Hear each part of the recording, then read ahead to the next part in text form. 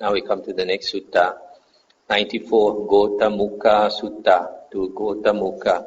Thus have I heard, on one occasion the Venerable Udena was living at Benares in the Khemia mango grove. Now on that occasion the Brahmin Gotamukha had arrived in Benares for some business or other, and as he was walking and wandering for exercise, he came to the Khemia mango grove. At that time the Venerable Udena was walking up and down in the open. Then the Brahmin Gotamukha went up to the Venerable Udena and exchanged greetings with him. When this courteous and amiable talk was finished, still walking up and down with the Venerable Udena, he said this: "Worthy recluse, there is no wondrous life that accords with the Dhamma.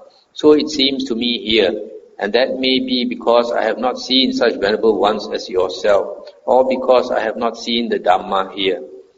Let's stop here for a moment. So here he is telling the Venerable Udena that there is no wondrous life that accords with the Dhamma, and that may be because I have not seen such venerable ones as you. So probably what he means is that this wondrous life, when he says wondrous life, it probably means ascetics other than Brahmins. So he says no wondrous life that accords with the Dhamma. In other words, that the wondrous, the ascetics who are not Brahmins, they cannot really attain any high state that accords with the Dhamma, or that this wondrous, their Dhamma, they don't really have the real Dhamma.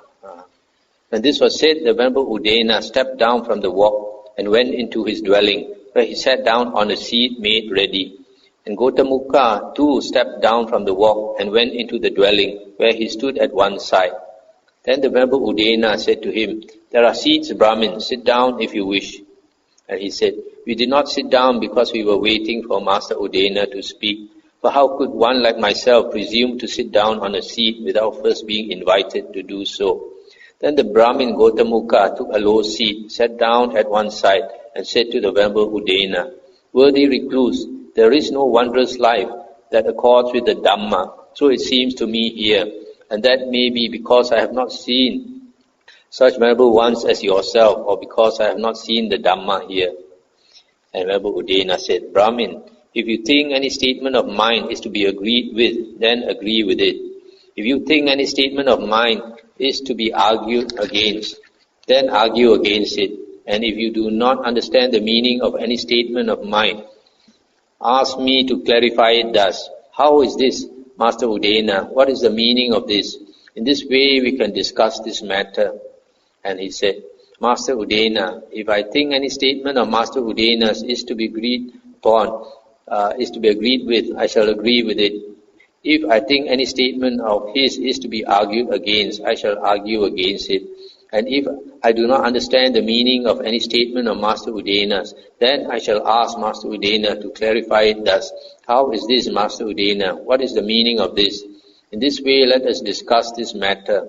I'll stop here for a moment. So when this Brahmin said what he said, that there is no wondrous life that accords with the Dhamma, so the Venerable Udena took it as a challenge that he wanted to debate with him. So he went into his kuti and sat down, and this Ghotamukha seems like he is quite polite. He has some regard for this Master Udena, so he took a lower seat. And this Venerable Udena stated, so it's like stated the terms of the debate, and he agreed to stick to these terms. And Venerable Udena said, "Brahmin, there are 4 kinds of persons to be found existing in the world." "What 4? Then he quotes Sutta 51, section 5 to 6. This is about the person who torments himself, but does not torment others. The first one. The second one, let me see, page 445. This on page 445. The first type of person torments himself. The second type torments others. The third type torments himself and torments others. The fourth type does not torment himself and does not torment others. But Master Udena, the kind of person who does not torment himself, so he asked this Ghotamukha, of these four persons, which one appeals to you? And he said, the kind of person who does not torment himself or pursue the practice of torturing himself, and who does not torment others or pursue the practice of torturing others, who, since he torments neither himself nor others, is here and now hungerless, extinguished and cooled, and abides experiencing bliss, having himself become holy. He does not torment and torture either himself or others, both of whom desire pleasure and recoil from pain. That is why this kind of person satisfies by my mind. So in the same way, he praises the last type of person who does not torment himself nor others. And the Venerable Udena said, Brahmin, there are two kinds of assembly. What two? Here a certain assembly lusts after jewels and earrings, and seeks wives and children, men and women slaves, fields and land, gold and silver. But here a certain assembly does not lust after jewels and earrings, but having abandoned wives and children, men and women slaves, fields and land, gold and silver, has gone forth from the home life into homelessness. Now there is this kind of person who does not torment himself or pursue the practice of torturing himself, and who does not torment others or pursue the practice of torturing others, who, since he torments neither himself nor others, is here now hungerless, extinguished and cooled, and abides experiencing bliss, having himself become holy. In which of the two kinds of assembly do you usually see this person, Brahmin? In the assembly that lusts after jewels and earrings, and seeks wives and children, men and women slaves, fields and land, gold and silver, or in the assembly that does not lust after jewels and earrings, but having abandoned wives and children, etc., has gone forth from the home life into homelessness?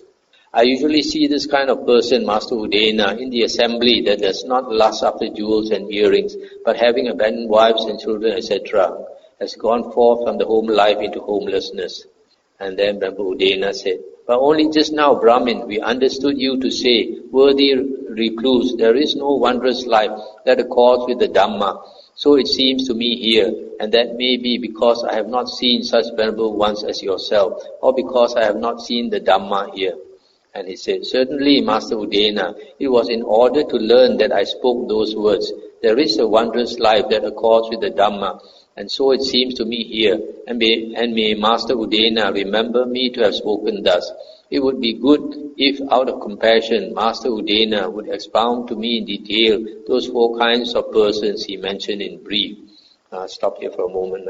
So here, out of the four types of persons, this Ghotamukha, I say, is the last type, one who tortures neither himself nor others, is the best, is cool already, become holy. Then Venerable Udena asked him now, where are you likely to see this type of person? Among householders or among renunciants? Then he said among renunciants. That means wanderers. Then the Venerable Udena said, but just now you said there is no wondrous life that accords with Dhamma. Then he said that now only just to learn. So now he asked Venerable Udena to describe in detail the four types of persons. Then Brahmin, listen and attend closely to what I shall say. Yes, sir, the Brahmin Gotamukha replied. The Venerable Udena said this, Brahmin, what kind of person torments himself and pursues the practice of torturing himself? Here a certain person goes naked, etc., etc. So this description of the four types of persons are exactly as in Sutta number 51, Majjhima Nikaya, section 8 to 28. That's on page 446 to 453. So I won't go through that because you can see it in the book. When this was said, the Brahmin Gotamukha said to the Venerable Udena, magnificent Master Udena, magnificent Master Udena, Master Udena has made the Dhamma clear in many ways, as though he were turning upright but had been overthrown, revealing what was hidden, showing the way to one who was lost, or holding up a lamp in the dark for those with eyesight to see forms. I go to Master Udena for refuge, and to the Dhamma, and to the Sangha of monks. From today, let Master Udena remember me as a lay follower who has gone to him for refuge for life. And Rabbi Udena said, do not go to me for refuge, Brahmin.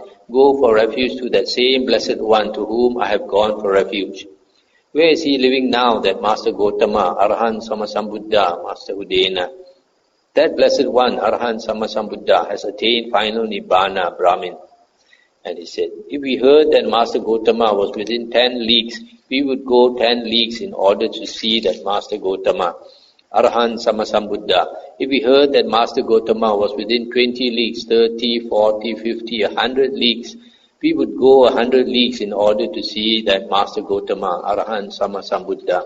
But since that Master Gotama has attained to final Nibbana, we go to that Master Gotama for refuge, and to the Dhamma, and to the Sangha of monks. From today, let Master Udena remember me as a lay follower who has gone for refuge for life.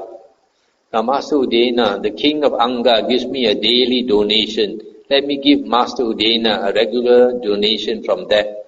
What kind of regular donation does the king of Anga give you, Brahmin? 500 kahapanas, Master Udena. It is not allowable for us to accept gold and silver, Brahmin. That means money. If it is not allowable for Master Udena, I will have a monastery built for Master Udena. If you desire to have a monastery built for me, Brahmin, have an assembly hall built for the Sangha at Pataliputta. That means a sala. I am still more satisfied and pleased that Master Udena suggests that I give a gift to the Sangha.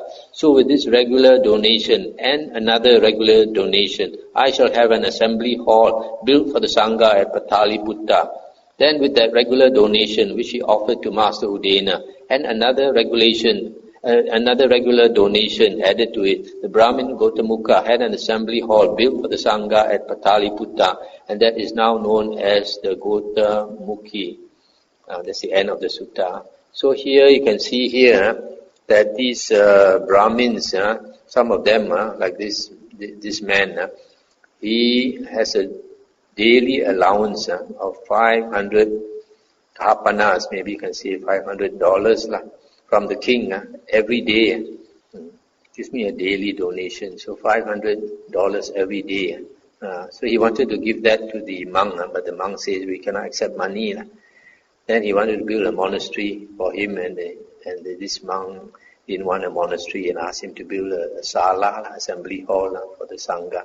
So he said, with this regular donation and another regular donation, so he will do it.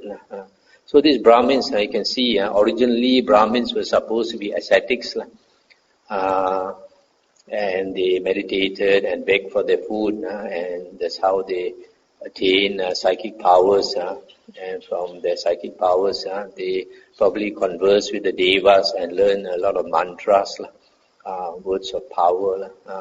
So after having all these mantras and some of them psychic power, they were employed by the kings to become their advisors. So after that, the Brahmin caste became lay persons instead of ascetics. They start to possess property, wives and slaves and land, and like this one, he gets a regular allowance from the king. So that's why you can see from this sutta, at that time the Brahmins had become lay persons already. So he thought a wondrous life is no use. There's no such thing as a wondrous life that accords with Dhamma. That means wondrous life, ascetic life, that leads to this Nibbana, that leads to stages of stages of holiness and all these things. But this Mahathera convinced him otherwise.